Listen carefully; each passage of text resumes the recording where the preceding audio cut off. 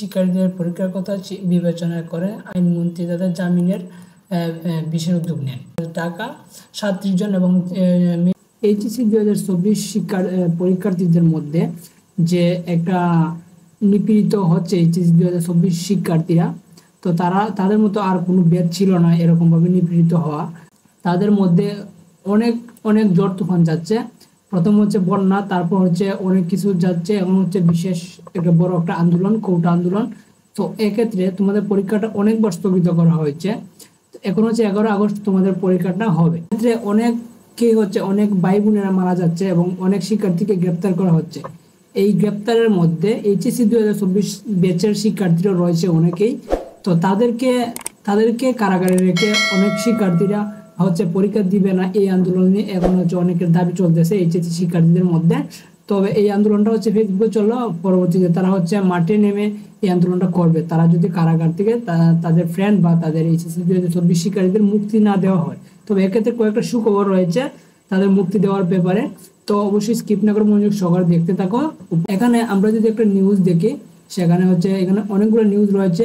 69 জন HSC শিক্ষার্থীর জামিন, তবে মামলায় রয়েছে। আবার হচ্ছে দেশের বিভিন্ন আদালত থেকে 78 এইচএসসি শিক্ষার্থীর জামিন, কারাবন্দী 37 এইচএসসি পরীক্ষার জামিন। অনেক শিক্ষার্থীরা হচ্ছে এইচএসসি শিক্ষার্থীদের হচ্ছে গিয়ে তারা মুক্ত করে দিচ্ছে, জামিন মঞ্জুর করে দিচ্ছে। ঠিক আছে, তাহলে এইচএসসি শিক্ষার্থীদের পরীক্ষাটা হচ্ছে হবে, কারণ হচ্ছে তাদের যে দাবি ছিল তাদেরকে কারাগারে রেখে তারা পরীক্ষা দেবে না। তো তাহলে তাদেরকে মুক্তি করে দিচ্ছে এবং তোমাদের পরীক্ষাটা হচ্ছে হওয়ার সম্ভাবনা রয়েছে। ঠিক আছে, আমরা যদি একটা নিউজ ওপেন করে দেখি, এখানে দেখতে পাচ্ছি 69 জন শিক্ষার্থীর জামিন মঞ্জুর, তবে মামলা রয়েছে। তবে মামলাটা ঠিকই রয়েছে।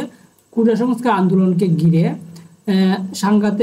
সংঘাতের ঘটনায় মামলা গ্রেপ্তার করে কারাগারে রয়েছে অন্তত 7 এইচএসসি শিক্ষার্থী। তবে গতকাল শুক্রবার ঢাকা, চট্টগ্রাম, সাতক্ষীরা 69 জন শিক্ষার্থীকে জামিন দিয়েছেন আদালত।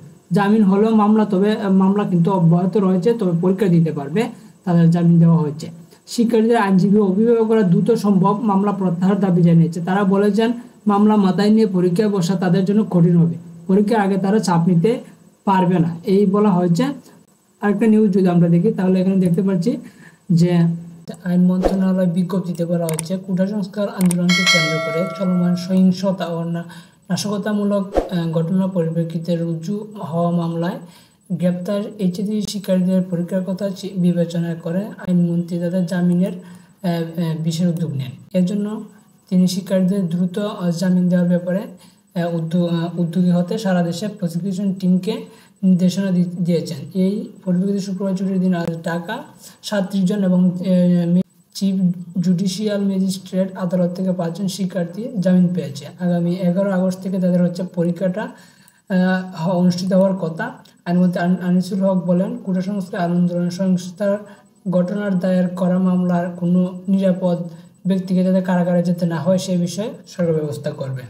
এক্ষেত্রে তোমরা বুঝতে পারছো তোমাদের যে গ্রেপ্তার যে করা হচ্ছে তাদেরকে হচ্ছে মুক্তি দিচ্ছে, জামিন মঞ্জুর করতেছে। তো আশা করি আই হোপ সব কিছু আস্তে আস্তে ঠিক হয়ে যাবে। তো আমাদের দেশের পরিস্থিতিটা খুব তাড়াতাড়ি ঠিক হোক, আমরা আবার সবাই পড়াশোনায় যেন মন বসাতে পারি এই কামনা করি। সবাই ভালো থাকবা, সুস্থ থাকবা, টেক কেয়ার।